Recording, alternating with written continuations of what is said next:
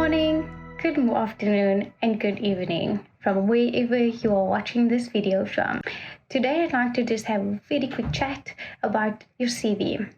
I know I've been saying it 1,000 times at this stage about your CV, but it is the first point of contact where any recruiter, hiring manager, or business owner gets to know you. And so I'd like to just touch briefly on having to look at your responsibilities and your duties as any position that you are in, or even the ones that you were in. Sometimes having to look at your CV, some individuals like to only state this is their job title, this is how long they've worked at that specific company, and this is the company that they actually are working for. But to list some responsibilities can sometimes be daunting because you may not understand or know how to put into words what it is that you do on a day-to-day basis. Alternatively, you may not be able to list the responsibility and duties because of company discretionary and policy.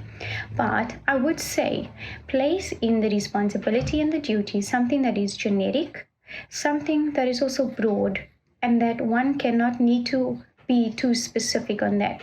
But if it is at all possible, be specific. There are such diversification within mining that one cannot really classify it under mining just as it is. The specificity of your responsibilities and your duties brings about that passion and understanding of what it is exactly that you are doing, and that you are able to actually convey the message of what you do on a daily basis.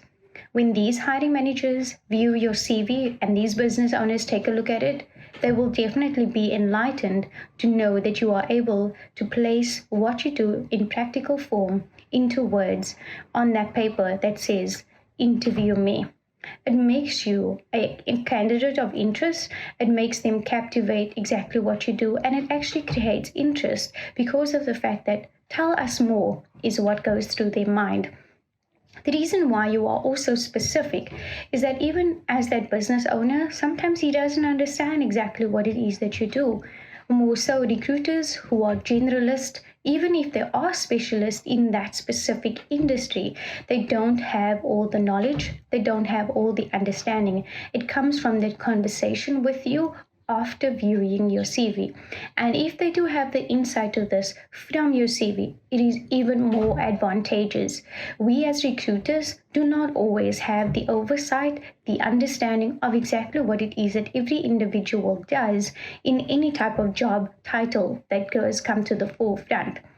With that being said as well, sometimes job titles differ from company to company, and that is also why you are a bit more specific in your responsibilities for us to gain that understanding. And so, happy hunting. I do hope that you will look back onto your CV again, do a quick reflection, and ensure that your most recent responsibilities and duties for the last, say, 3 to 4 of your actual employment gives us a bit of insight into exactly what you do and the reasons why we ought to interview you. Take care now.